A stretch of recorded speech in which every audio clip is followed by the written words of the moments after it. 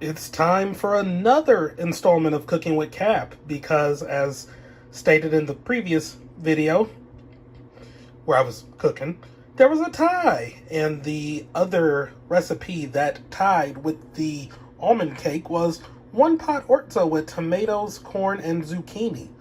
So, yeah, let's get this show on the road.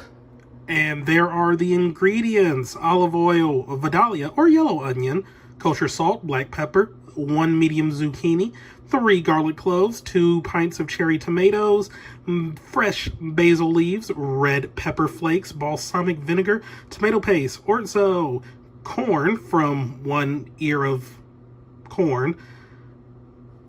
Yeah, I didn't feel like buying a whole dang ear and de-kerneling it, so I just got a can of cream.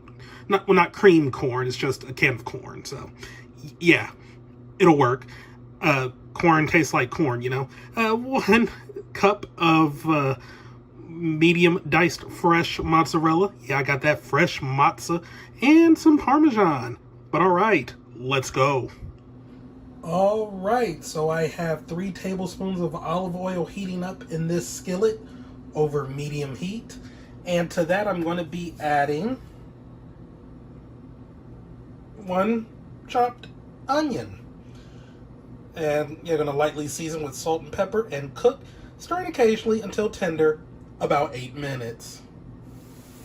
Okay, there are the onions, and to that I'm going to add the zucchini that I cut in half lengthwise, seeded and diced into slices, or cut into slices like that.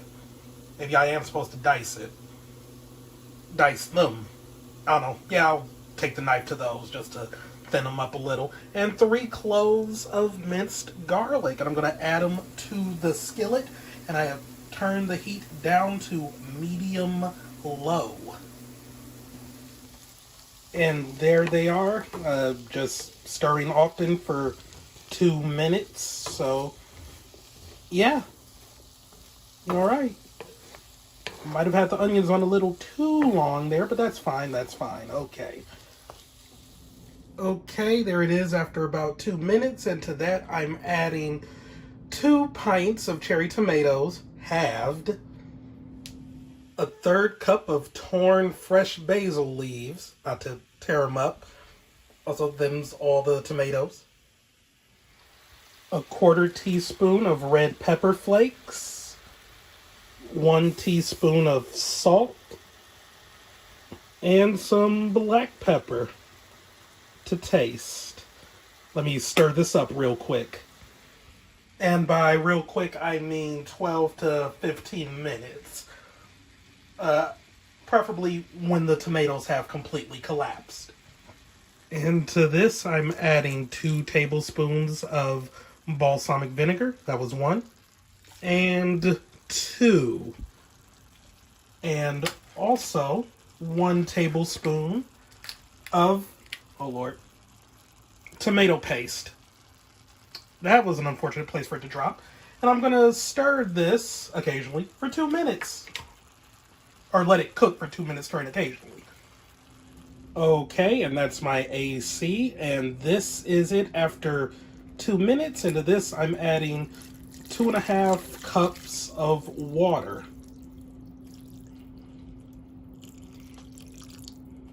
Slowly regretting not using my cast iron skillet here. But alright, cranking the heat back up to medium and bringing this to a simmer.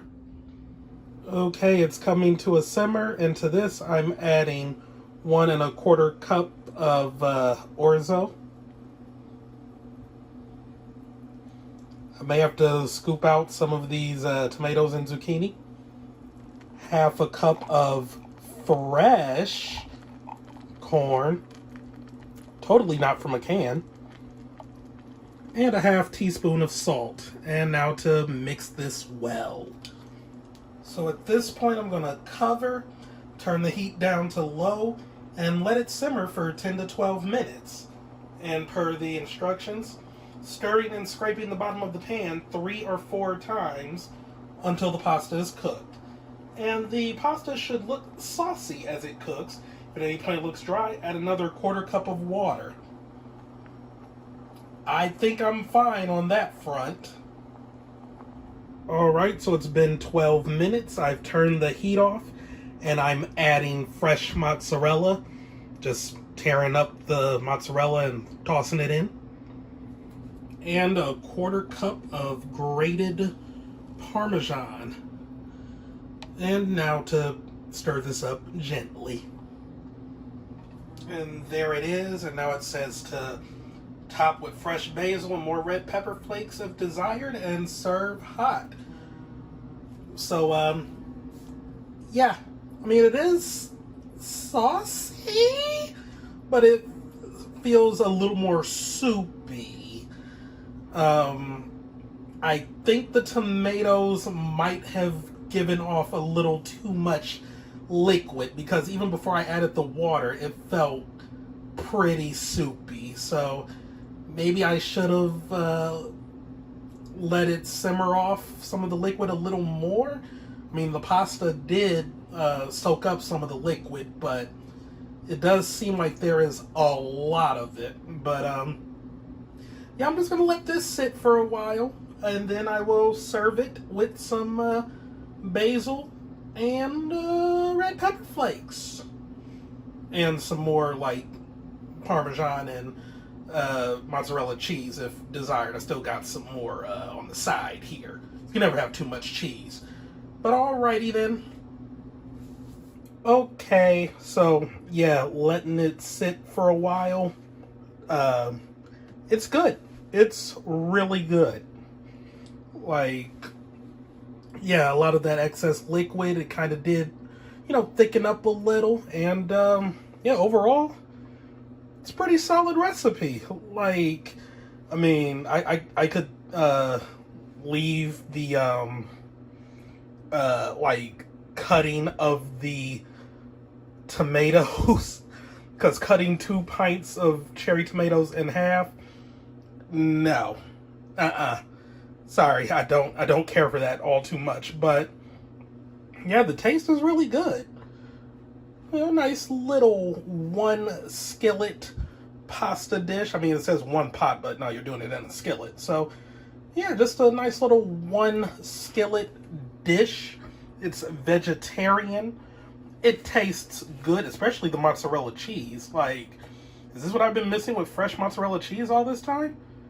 I usually get shredded, but yeah, this fresh mozzarella, oh my god, it's good. Yeah, the zucchini is cooked nicely too. The pasta al dente, as they call it, and yeah, just all the flavors there. It's really good. It's really good. I need to do more pasta dishes. I got so much dry pasta right now because it's so cheap, and you can get like a lot out of 1 box of pasta. So yeah, all in all, I'd say this one is a success. I was a little shaky at first, and this is probably another one where doing it in my cast iron might be a better idea. Like, my cast iron is the same diameter as this non-stick skillet, but it is deeper. Of course, that means I would definitely have to, like, really be stirring it a lot to make sure things aren't sticking and make sure there's enough oil from the get-go. But yeah, like, all in all, I'd say this turned out pretty gosh dang good. So yeah, I'm gonna go ahead and finish eating this right here, and I will see you all next time. Goodbye.